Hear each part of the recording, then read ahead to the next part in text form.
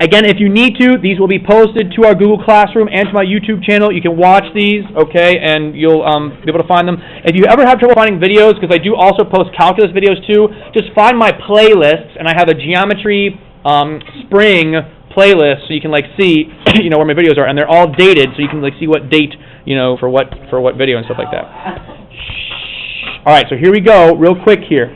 All right, so for this first pre-response question, we're given two triangles, and we're told that triangle DEF is the image of triangle BAC under a sequence of transformations. So the question is, can each of the following sequences be used to create the image triangle DEF from the pre-image triangle BAC? So here's our original, here's our image, select yes or no. So basically, will this transformation A take triangle BAC to this triangle DEF here? Okay? And so for letter A, this one does in fact work. If you look here, I'll grab some patty paper. Okay. We've got, okay, this triangle ABC. I'll kind of like sketch it on my patty paper here just so you can see. Okay. And it says to take this triangle ABC and reflect it across the x-axis. So when I reflect it across the x-axis, here's like the x-axis right here. Okay. If I reflect it over the x-axis, you can see that those points are very close to that other triangle. In fact, I still need to translate though. What does this translation mean to do? When it says x plus 1, that means we're going to translate which direction?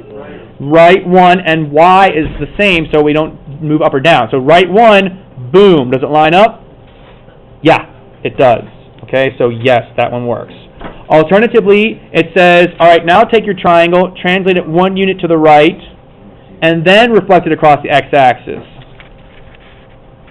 And does it line up? Yes, it does. You don't need to use a patty paper for this too. You can feel free to do the reflections just by counting the points. That might be an even easier way to do it. I just wanted to show you quickly in a visual way. Okay, next one, 90-degree clockwise about the origin rotation, and then translate along the vector 0, 1. So we have to rotate 90 degrees. So here's how we can rotate this 90 degrees. Let me remind you guys. We take our triangle ABC, and we draw a line to the origin, right, from one of our vertices. So I'll pick C there. We'll copy this then onto our paper. So there's A, B, C, the origin, and we connect those two dots. Okay, so a 90-degree counterclockwise means we're going to go down or we're going to rotate kind of up and to the right. Which way is counterclockwise from here? Is it down and to the right or is it up and to the right? So up and to the right, that's how the clock goes. The clock goes like this. So it's actually going to go down and to the right like this. So it means my protractor. Okay, so counterclockwise, we're going this direction. Shh, Antoinette and Eli, guys, please. We're going this direction, so you're going to put your protractor on the bottom side of that angle because that's where we're measuring. We want to measure a 90-degree angle, okay? And so there's 90 degrees right there. We then connect from here to there. And then we take our triangle, and we're going to rotate 90 degrees. So there it is, rotated 90 degrees. You can kind of see where it lines up there. And then it says to translate it along this vector. Now what is this? Oh, you can't see. Hang on, let me scoot it up. What is this vector telling us to do? Which direction? The 0 means we're not going to go which direction? Left or right. And the 1 here means we're going to go what? Up 1. So if I take my shape and move it up 1, all right, does it match up? No, it does not. Okay, and the last one here says reflect across the y-axis, rotate 180 degrees, and then reflect across the line y equals x. Whew. Okay, so that one's pretty crazy. So I'm just going to do this one real quick. Reflecting across the y-axis, it's going to go look like this, and then rotating 180 degrees. I'm going to just try and eyeball this here. Let's see if I can. I can't do that. Let me not do that. Okay. Sorry, I'm going to make a 180-degree angle. 180-degree angle is a straight line, so that kind of makes it easy there. So there was our shape, and we'll rotate 180 degrees, to boom, right there, 180 degrees. And then it says reflected across the line y equals x, which would just switch the coordinates, and it would look something like this. And you can see that it's not going to match up. It's not the correct orientation there. So the answer here is also no. Okay?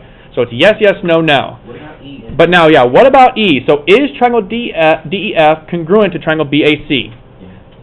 Yes. Because we have to justify. Rigid motion transformations, that's the key. Yes, because triangle DEF is the image of triangle BAC under a sequence of rigid motion transformations. No. Right? Letter A, that combination of transformations worked. And letter B, that combination of transformations worked. And they were both rigid motion transformations. Okay?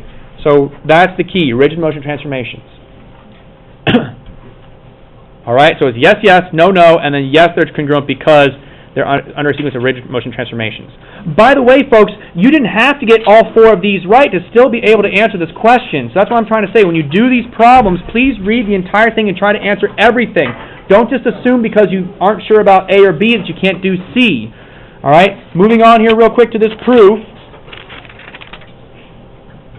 Alright.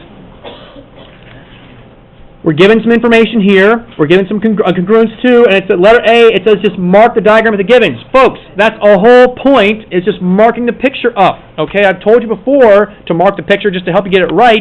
Here, you get a point for marking it right. So, VU, right there. RS, right there. VQ, right here and here. Shh, guys, please, cool it.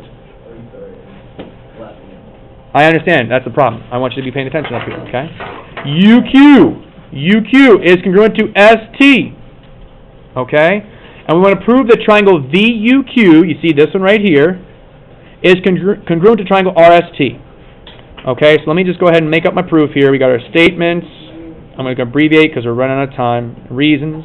Okay, so step 1. We have a congruence already given to us in the given. It's UQ is congruent to ST, and that's because it was given. Okay? What else do we know? Well, since we have parallel lines here, these are parallel lines, crossed by transversal, this angle and this angle will be congruent because they're corresponding. So angle VUQ is congruent to angle RST, okay, because they're corresponding angles.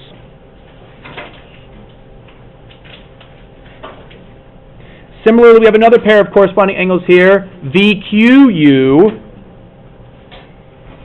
Angle VQU is congruent to angle RTS.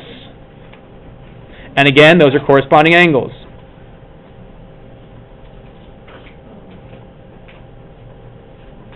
So we have this and this angle congruent, this angle and this angle congruent. So we can now say the two triangles are congruent because we have 3 congruences there. VUQ is congruent to triangle RST by what?